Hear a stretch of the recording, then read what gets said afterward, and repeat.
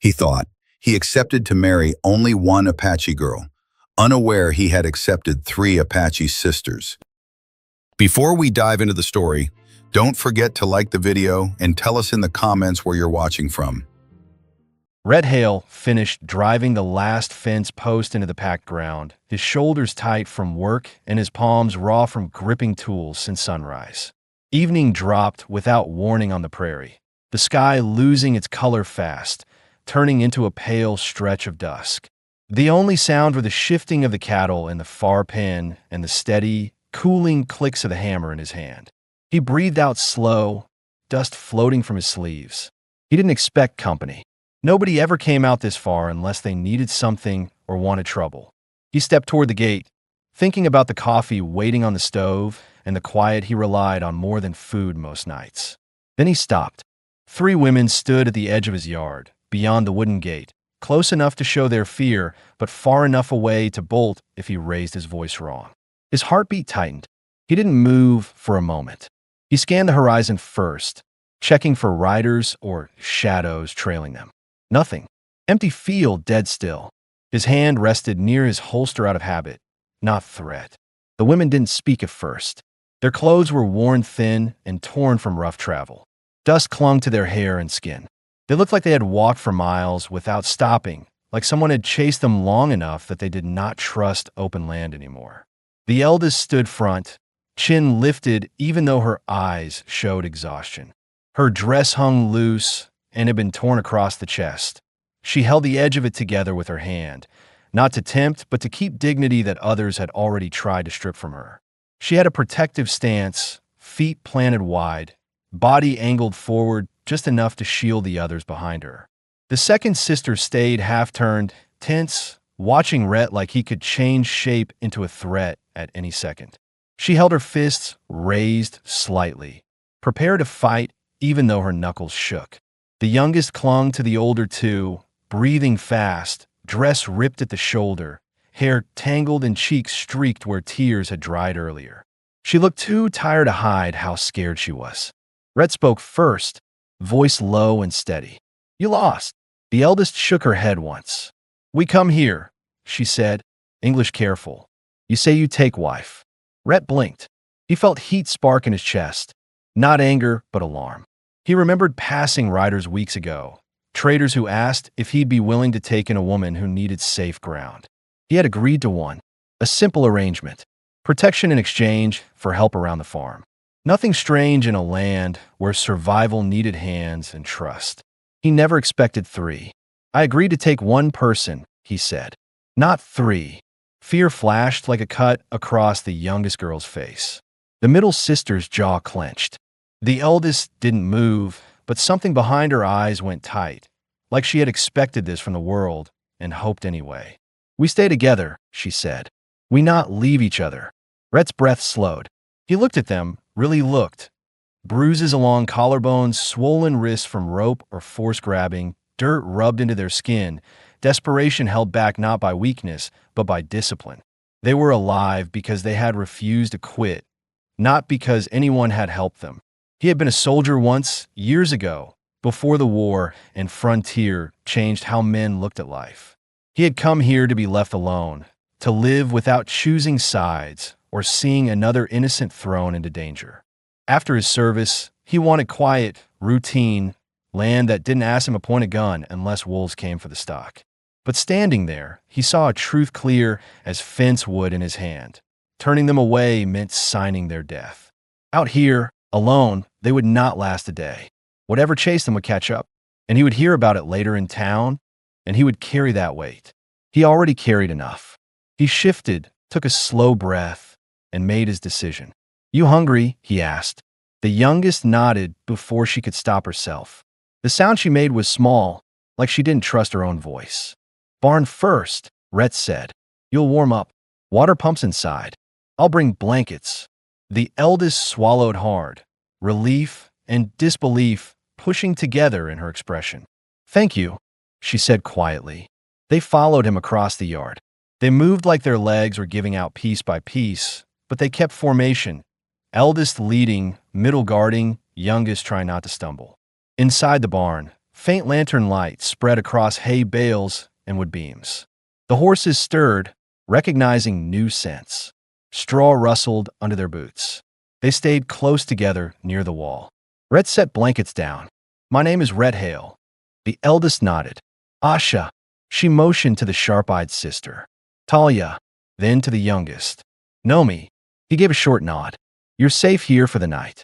Tomorrow, we figure the rest." Talia studied his face, looking for lies.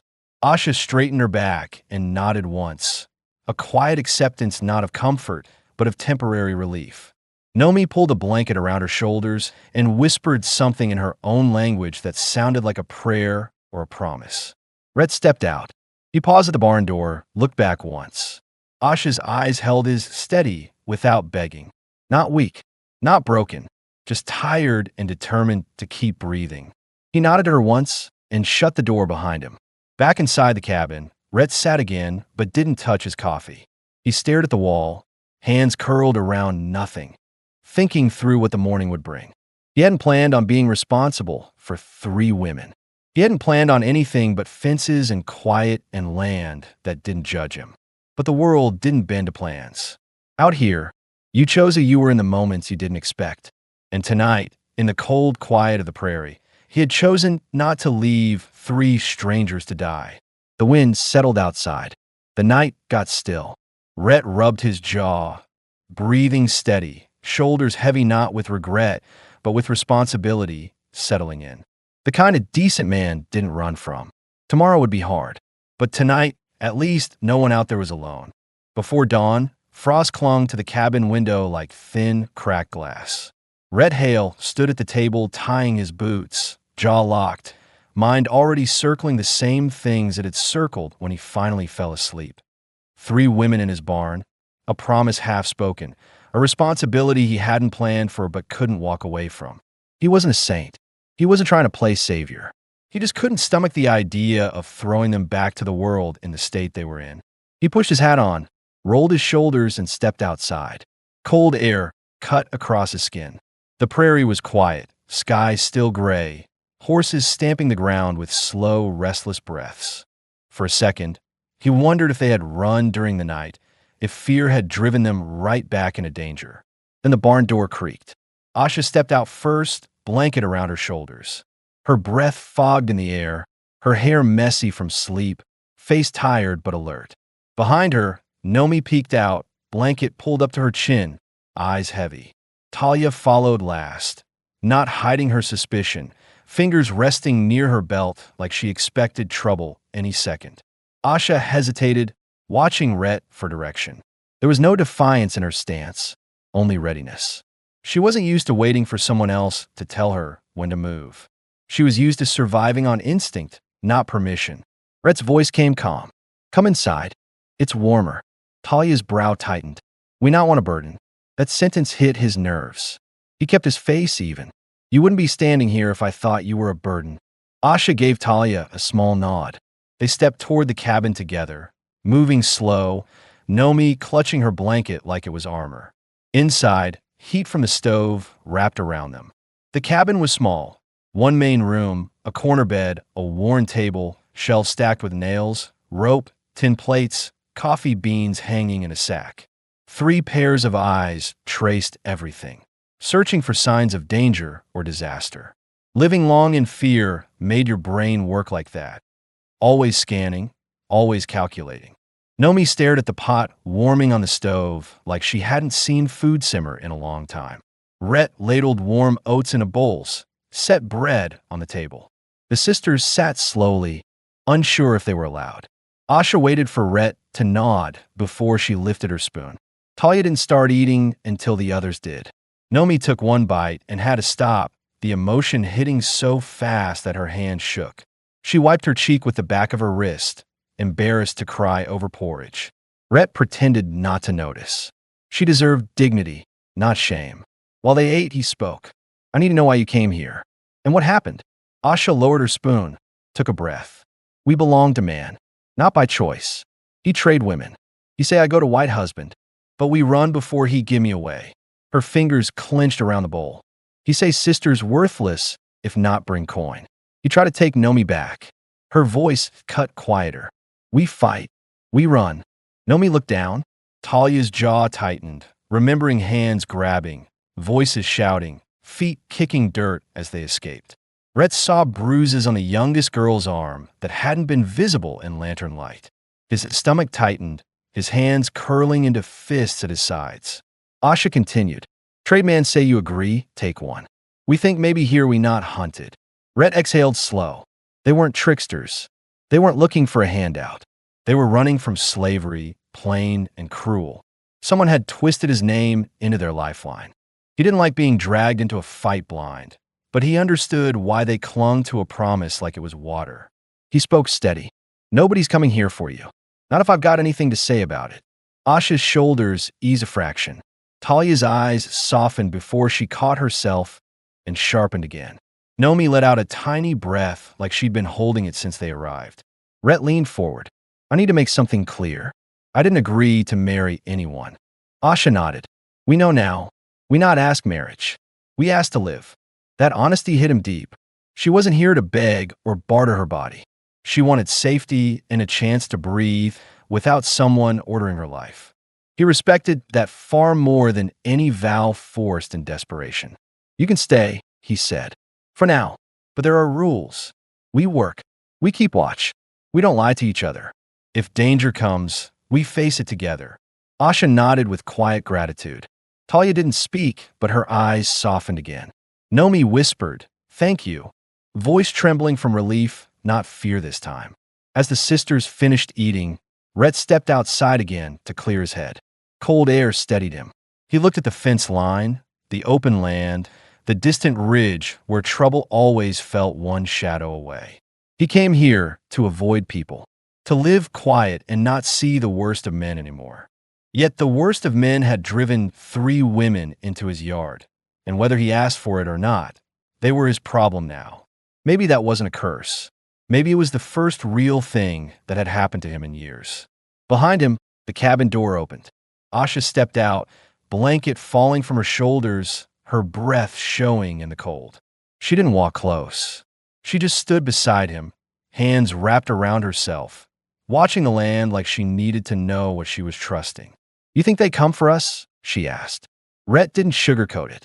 "Men like that usually try, but they won't take you from here." Asha studied his face, searching for empty talk. She didn't find any. He didn't say things he didn't mean. She nodded, eyes steady. "You're a strong man," she said. "But strong men sometimes choose easy path when danger come." Rhett turned his head toward her. "You're right. They do. I won't." Asha held his gaze for a long moment. Her voice was quiet, steady. "We help. We work hard. We earn place." Rhett spoke without hesitation. "You don't need to earn safety. You already deserve that." Something shifted in her eyes then, something small and painful and grateful at the same time. Talia called from inside. Asha gave Rhett a short nod and went back in. He stood alone again, breath visible in the cold. The wind blew across the land, carrying dust and the first thin warmth of morning light. This wasn't how he planned his life. But sometimes plans meant nothing against what life decided you needed. And today, Red Hale understood something clear and heavy. 3 lives rested inside his cabin, and there was no going back to the man he was before they arrived. He took a slow breath and stepped back inside. The day was just beginning. Danger wasn't gone. Trust was still new, fragile like thin ice over winter water. But they were together now, and together was stronger than alone. By mid-morning, the prairie warmed under a pale sun, thin lights stretching across brush and fence line. The smell of coffee still lingered inside the cabin, but the quiet had changed. It wasn't empty anymore. It held breathing, footsteps, whispered words between sisters, trying to make sure their new world did not collapse the moment they relaxed. Rhett finished chopping wood just outside the cabin and stacked it against the wall. Every few minutes, he found himself glancing toward the barn or the window, adjusting to not being alone.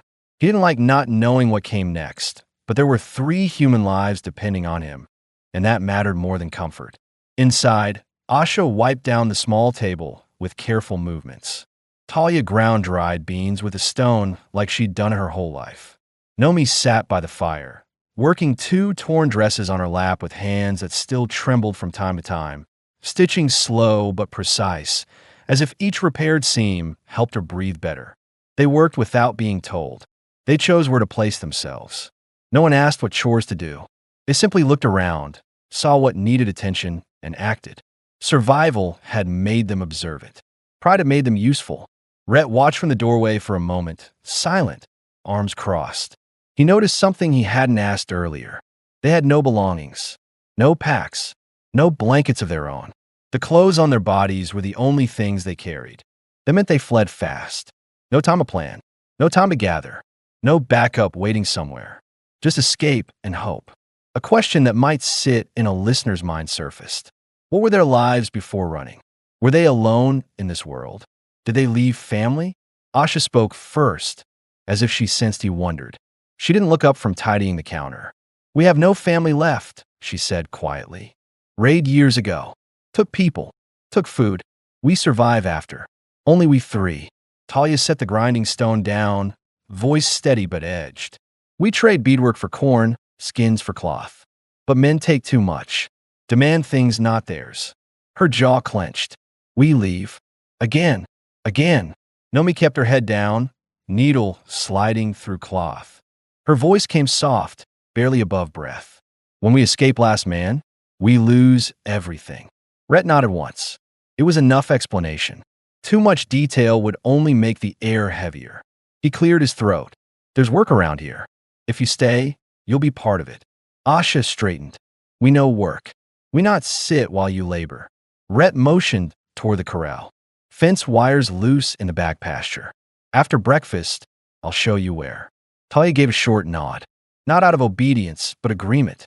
Before he could step outside again, hooves sounded in the distance, slow, casual but approaching. Rhett's body went tense immediately. The sisters froze, eyes lifting, shoulders tightening like the sound alone dragged old fear back up their throats. One rider appeared from the north trail, dust lifting behind him. Not fast, not armed in sight, but unexpected. Rhett's pulse steadied into preparedness. Few men rode this way without reason. He stepped outside fully, closing the cabin door behind him, putting himself between the rider and the house. The sisters stayed inside, silhouettes still, waiting. The rider waved once, loose with familiarity. "Morning, Hale."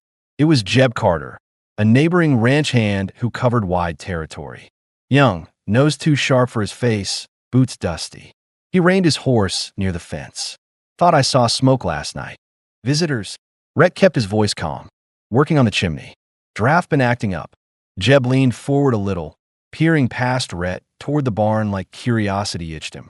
"Heard some folks been trading out Apache girls again. That mess drift anywhere close." Rhett's jaw went tight, but he didn't let it show. "Haven't seen anything like that." Jeb shrugged, shifting in his saddle. "Hope not. Last thing you want is trouble out here." Rhett met his eyes. "That right. Town folks been stirred up about things lately. Sheriff says band down south, looking for runaways. Keep your rifle near." Jeb tipped his hat. "You take care now." Rhett didn't answer until Jeb turned away. The rider disappeared down the trail slowly, dust dragging behind hooves. Rhett let out a long breath he didn't realize he was holding. He opened the cabin door again.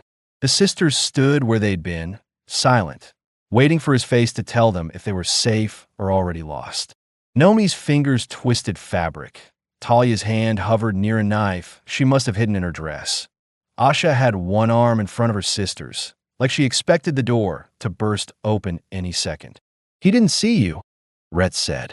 Talia exhaled first, shoulders loosening. Nomi wiped her palms on her skirt. Asha nodded once, but her breathing stayed elevated. Rhett spoke firm. "I don't want guns drawn every time dust rises, but you need to know, men will come asking sooner or later. We don't panic. We stay smart." Asha looked at him. "We not run again unless must." Rhett shook his head, not planning on letting it get to that. For the first time since arriving, Nomi stepped forward without her sisters pushing her. Her voice was small but steady. "Why you help? You could send us away." He paused, thinking his answer through without dressing it up.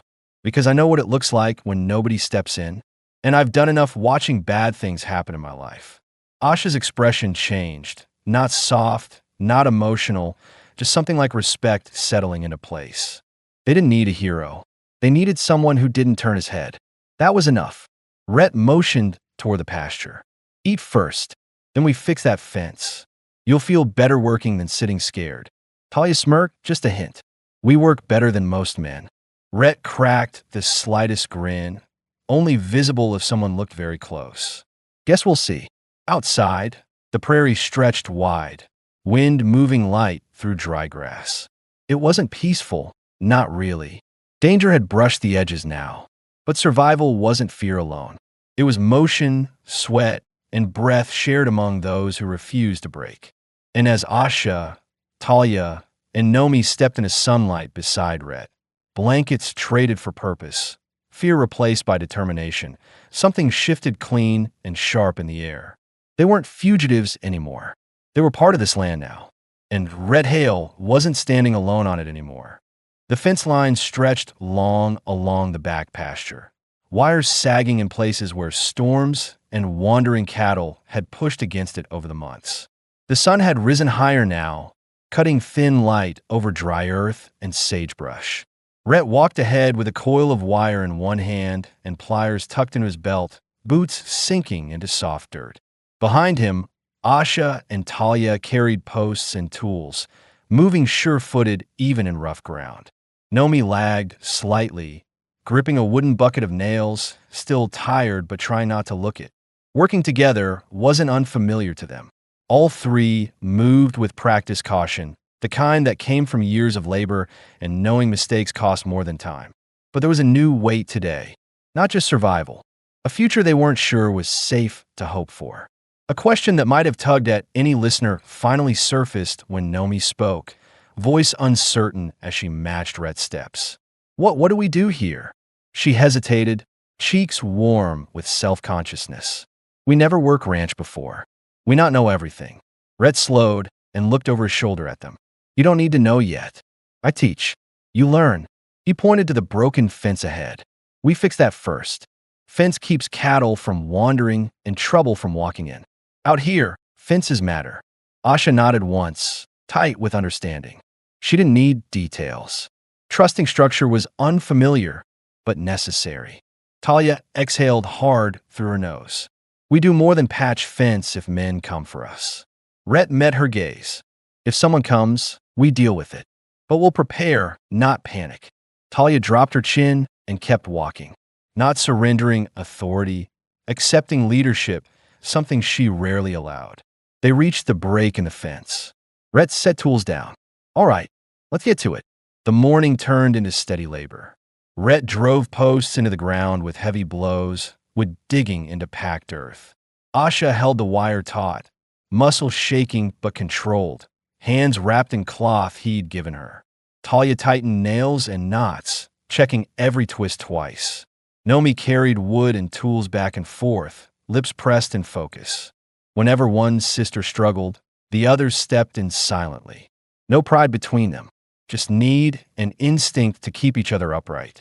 Rhett watched this rhythm, not with judgment, but newfound respect. He'd lived years thinking solitude kept him sane. Watching three women move together like they'd survived storms bigger than he ever had made him reevaluate that. Halfway through tightening the last line, a sound broke the quiet. A horse in the far distance. Slow, steady hooves. Not Jeb this time, different weight, different rhythm. Rhett stiffened, hand lowering to his holster before he even knew it. Asha saw his movement, eyes narrowing as she followed his gaze to the horizon. Talia reached instinctively for the small knife hidden against her thigh, the blade dull but symbolic of defiance. Nomi crouched low behind a post, breath speeding up just enough to give her fear away. A single rider approached, dust rising behind him in a straight trail. Dark coat, broad hat, rifle tied to his saddle. He wasn't riding fast. He was scouting, taking his time. Rhett's jaw clenched. Stay behind me. Don't move unless I move. No one argued. Asha pulled Nomi back behind a fence post, Talia stepping slightly ahead of them both, protective but disciplined. Rhett walked a few yards forward, boots crunching as he placed himself square between the rider and the sisters. The man slowed near the fence line, horse flicking its ears. He raised 2 fingers in a greeting, casual like he was saying hello in town. But his eyes swept the land too sharply for innocence. "Mornin'," the stranger called. Rhett didn't raise his voice. "You lost?" "No, sir. Just passing through." The stranger's gaze flicked to the women behind him, then back. "Didn't expect company out here." Rhett's face stayed hard, unreadable. "They're helping with work." The stranger tipped his hat, voice friendly in a way that carried no warmth. "Strange times. Heard 3 Apache girls gone missing for down south. Folks real stirred up about it." Rhett didn't blink. "I hear a lot of things. Doesn't mean they matter here." The stranger's smile thinned, not hostile, but testing. "If you see anything unusual, you might want to tell the sheriff." Rhett kept still. "I don't deal in gossip." Silence hung there, a quiet push between men feeling out who would bend first. Finally, the rider paused, gaze sharpening one more second as if trying to read the truth. Then he nodded, pulling his reins lightly. "Take care then." He turned his horse and rode off slow enough to show he wasn't afraid, fast enough to show he wasn't done thinking. The moment dust swallowed his silhouette, Asha let out a long, shaky breath. Talia's grip loosened on her knife handle. Nomi swallowed hard, wiping sweat from her lip, though the day wasn't hot enough for sweat. Rhett returned, voice low. "You didn't move." That mattered. Talia's voice came rough. "He knows something." "Maybe," Rhett said, but he didn't see enough to act. Asha stepped forward, shoulders tense, but voice steady. "Why he search here?" Rhett answered with the honesty that grounded him. "Because bad men always want what they think they own, and cowards always keep talking about it in town." Fear returned to Nomi's eyes, quick and sharp. Rhett crouched a little to meet her, at eye level, tone steady. "Fear's normal, but don't let it lead. We stay ready, not scared." Nomi nodded slowly, pulling herself upright again. Talia crossed her arms, wrestling anger instead of fear. Asha simply looked at Rhett, longer than before, searching not for safety, but for confirmation that she hadn't misjudged him. Then she spoke, quiet and firm. "We stay, with you, until we can stand on our own ground." Rhett held her gaze. He didn't promise safety or pretend he owned them. His answer was simpler, truer. "Then you're not alone here." Work resumed slower at first, hands still tense, but life crept back in measure by measure. Nails drove, wire pulled tight, sweat clung to brows. The prairie wind carried dust and the faint smell of the cattle herd far off. Yet something new sat in the air now. Not peace, preparation. They were no longer 3 strangers hiding on borrowed land. They were part of this place, whether they liked it or not. A line had been drawn between safety and threat, trust and suspicion, past and future. And Red Hale knew something with certainty. Once a man stood beside people who had no one else, stepping away wasn't an option anymore. Tomorrow might bring danger. But today, they worked together. And working side by side was the first way strangers became something close to family.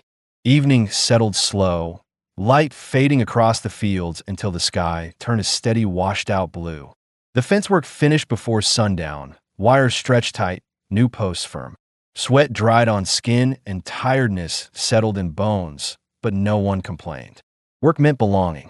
Belonging meant a chance at breathing again.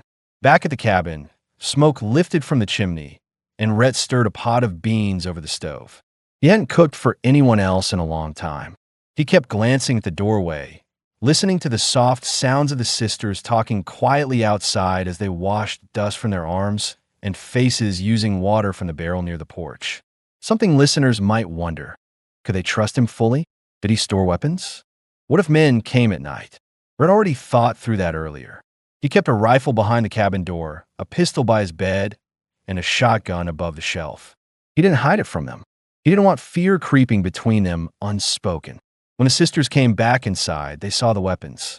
Asha looked at them first, then met Rhett's eyes. He nodded once, simple and clear.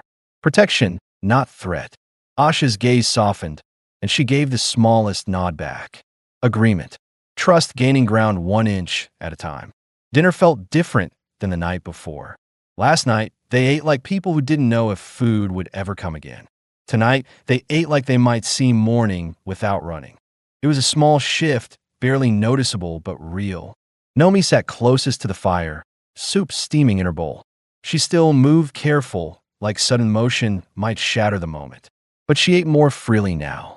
When Rhett passed bread her way, she didn't flinch or wait for permission. She took it with both hands, soft thank you, barely above a whisper. Talia ate steady, back straight, eyes shifting sometimes to the window, as if imagining hoofbeats again. Her guard wasn't gone. It had simply learned where to stand without shaking. Asha sat across from Rhett. She didn't lean away from him anymore. She didn't avoid his gaze when he spoke. Something in her posture had changed. Less braced for the world to collapse. More ready to hold whatever came. When the bowls were scraped clean, Rhett cleared the table while Asha wiped down the wood. Talia swept the floor. Nomi rinsed spoons at the basin, humming something faint under her breath. Only for a second, then catching herself like she'd revealed a secret. When Nomi finished, she looked around the small cabin and finally asked the question left unspoken since they arrived. Where we sleep now? Inside or barn? Rhett didn't hesitate. Inside. There was too much danger in the night. Too much risk and separation. Nomi blinked once, relief hitting her so fast she had to cover it by adjusting her blanket. Talia stiffened, not from fear, but habit. Proximity to strangers meant risk. But she didn't argue. Asha simply nodded and waited for instructions. Rhett set bedrolls on the floor near the hearth. I'll sleep by the door. You'll be safe here. Talia eyed him carefully. You trust us near your weapons? Rhett met her stare without flinching. I trust myself to know a good decision when I see it. Something in Talia's expression cracked for a second. A flicker of respect she didn't want to show. She returned to silence, but her posture eased. Night deepened. Wind brushed against the cabin walls. The fire burned low. One by one, the sisters settled into blankets. Talia kept the knife under her rolled coat. Asha lay closest to the fire, her hair loose now instead of braided tight. Nomi curled between them, small sigh leaving her lips when warmth reached her bones. Rhett lay near the door on his bedroll, boots off, rifle leaned within reach. He watched the ceiling in the low light, listening to the rhythm of breathing behind him. It had been years since he heard that sound inside his home. Years since anyone slept under the same roof. Asha whispered across the room, voice soft but clear. Why you live alone? He didn't answer right away. Some truths needed air, not rush. War took more from me than I expected, he finally said. After, I didn't want noise. Or crowds. Or questions. He didn't say the rest, but it sat in the silence.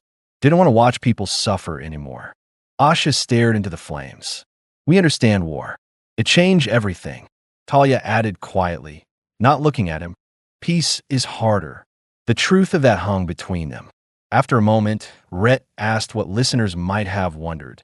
Did you have someone before? Someone waiting? A husband? Someone you left behind? Asha's face stayed calm, but her fingers tightened on her blanket. I was promised once. She paused. He sold us when time's hard. Family not means safety. Talia's tone sharpened. Men take. We run. Now we hear. That was all she needed to say. Nomi's voice came soft, sleepy. Here feel not bad. It wasn't gratitude exactly. It was hope, fragile but present.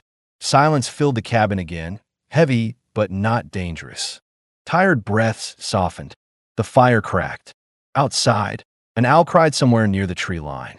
Rhett closed his eyes, not to sleep yet, but to rest in the rare feeling of not being the only soul breathing in the dark. A slight sound made him open them again. Asha hadn't lain down fully. She sat upright, arms around her knees, watching him like she was still weighing something. You say we not earn safety, she whispered. But we help anyway. Rhett nodded. Work isn't about earning safety. It's about building something. What we build here, she asked. He looked at her without looking away. A life that doesn't run. Her breath caught. It wasn't romance. It wasn't promise. It was something steadier.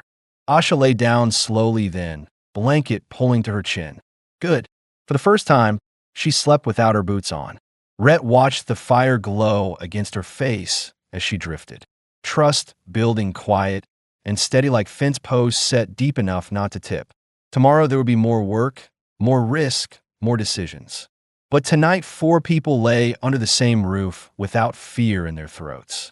That was the first real step toward home. And sometimes that was enough to change everything. Morning light crept through the cabin window in thin lines, brushing across the floorboards and warming the cool air. Rhett woke first, out of habit, muscles stiff from sleeping on the ground, but mind sharp as soon as he opened his eyes. The room was quiet, still carrying the soft sound of 3 steady breaths. He sat up slowly. Asha slept closest to the fire, blanket tucked under her chin, face relaxed for the first time since arriving. Talia lay on her side, back to the room, one hand still near her hidden knife, even in sleep. Nomi curled between them, hair falling across her cheek, one hand gripping the blanket as if it might disappear. Rhett stood quietly, pulled on boots, and stepped outside. Cold air hit him fast, but he welcomed it. It cleared his head. He walked the yard perimeter, checking fence lines, scanning the horizon for dust trails or riders. Nothing. Just wide, open land waking slow. Inside, the sisters stirred when the smell of coffee drifted through the air. Nomi rubbed her eyes first, then sat upright, blanket sliding off her shoulders. Talia pushed herself up with a low groan, stretching her back. Asha sat last, brushing hair from her face, eyes still soft with sleep before the world settled back on her shoulders. Something listeners might wonder surfaced as Asha looked around the cabin. Did they feel like guests or prisoners? Did they have freedom to move? Rhett answered it without being asked. After breakfast, we'll go into the south field, he said. You can walk the land. Learn it. It's yours to move on, same as mine. Asha studied him, the meaning settling. They were not hidden. They were not locked away. They were allowed to stand in daylight with dignity. Talia didn't say it aloud, but her shoulders eased in a way that meant it mattered. Breakfast was simple, eggs and beans, but felt different than the first meals. They ate slower, talked quietly. Nomi asked about the land, her voice small but growing steadier. Talia asked where water lines ran and where brush hid rattlesnakes. Asha watched Rhett, filing every answer, weighing how much trust this life could bear. After they cleaned dishes, Rhett handed Talia and Asha thick gloves and pointed to the corral. We'll start with the horses. Talia raised a brow. We ride. Rhett shook his head once. First you learn them. Horses don't trust fast. They read people like books. Talia smirked, dry and quick. Like us. Rhett's mouth twitched. Something like that. Asha stepped closer. We know horses some. Not much saddle. More leading, carrying. Good, Rhett said. We start there. They spent the morning in dust and sunlight. Rhett worked alongside them, showing where brushes hung, how to clean hooves without spooking the animal, how to talk low and steady so the horses knew calm meant calm. Nomi handed tools, watching every move like her life depended on learning. Asha moved gentle and sure, hand along the horse's neck, voice steady. Talia approached slow, tense at first, but once the horse accepted her hand, her expression changed, a rare hint of peace showing through the guard she always carried. Rhett noticed. He didn't say anything, but he saw it. Nomi hesitated longest. Fear and memory made her steps short. Rhett crouched beside her, tone even. Put your hand here. Slow. Breathe with him. Nomi placed her hand on the horse's shoulder. The horse shifted, sniffed, and settled. Nomi's breath released in a soft rush, her face opening in quiet wonder. Rhett felt something pull in his chest, not romantic, but protective. She had seen too much fear for someone so young. Moments like this mattered. Morning became afternoon. Sweat built. Arms ached. But no one complained. Work wasn't punishment here. It was grounding. Another question listeners might wonder. Did they intend to stay long-term? Did Rhett expect them to? Asha brought it up first when they broke for water. How long you think we stay here? She asked. Rhett wiped dust from his forehead. As long as you need. As long as danger's out there. Talia's tone was dry. Danger always out there. Then as long as you want, Rhett said. The simplicity of it hit all 3 differently. Nomi's eyes warmed.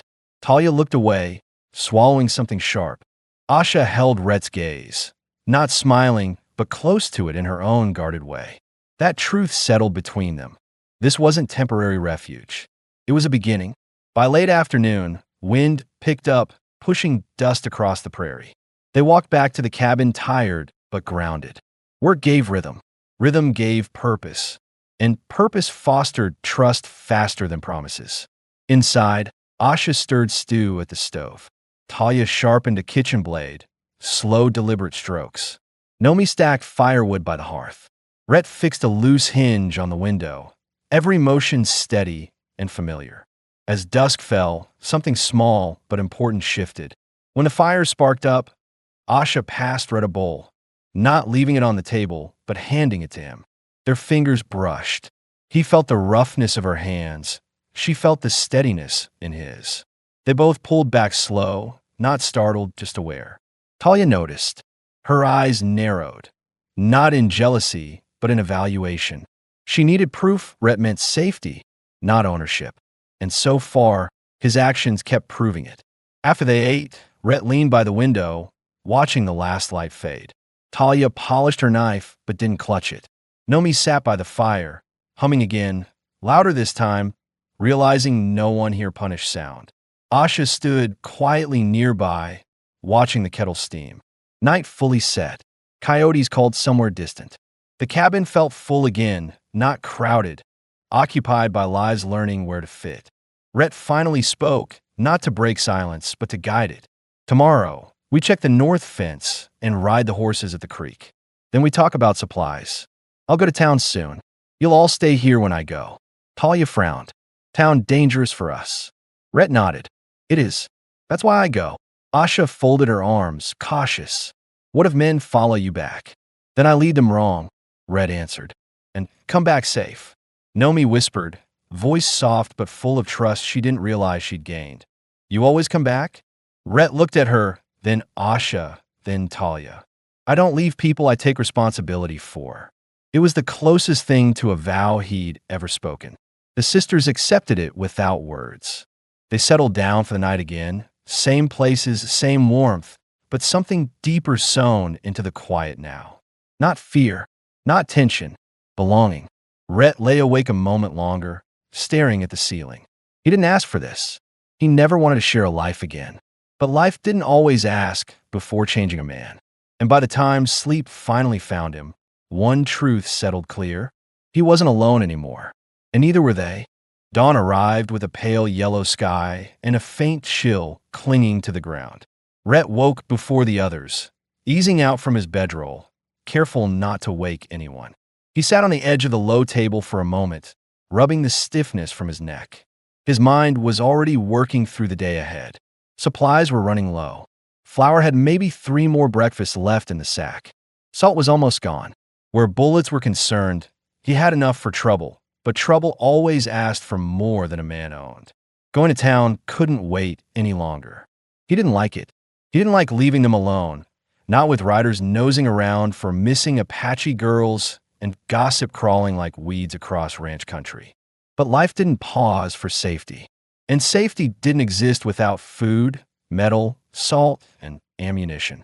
He stood and pulled on his boots. The movement stirred Asha. She blinked awake, eyes sharpening fast.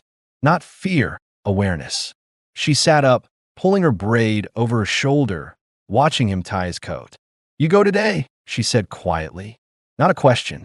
She could read men's silences better than most read words. Yes, Red answered. Won't be gone long. Asha frowned, eyes dropping for a moment to the rifle by the door, then back to his face. Town not safe now. For any of us, Red agreed.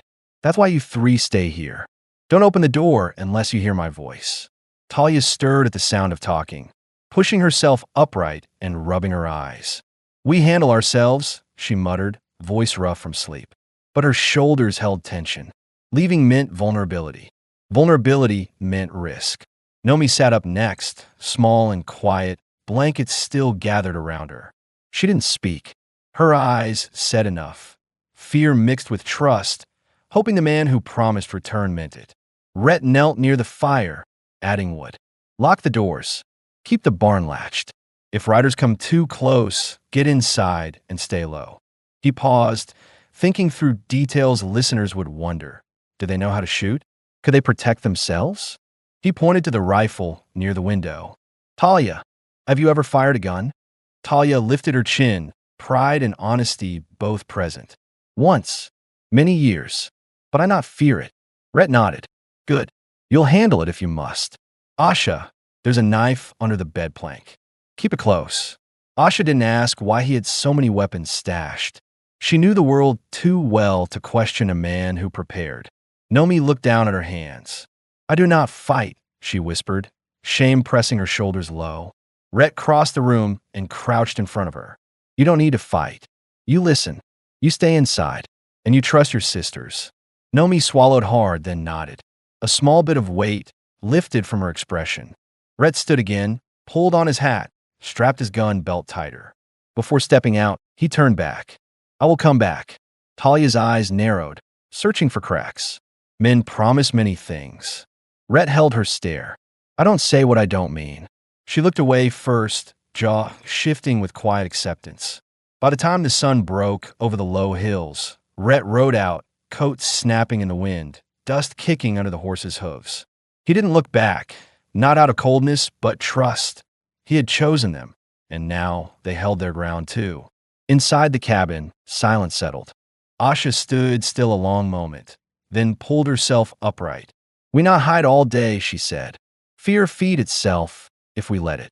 Talia smirked, tension turning into purpose. Then we work. They moved through the morning as if routine had always been theirs. Asha swept and tended the fire. Talia checked the barn, feeding the horses and scanning the fence line.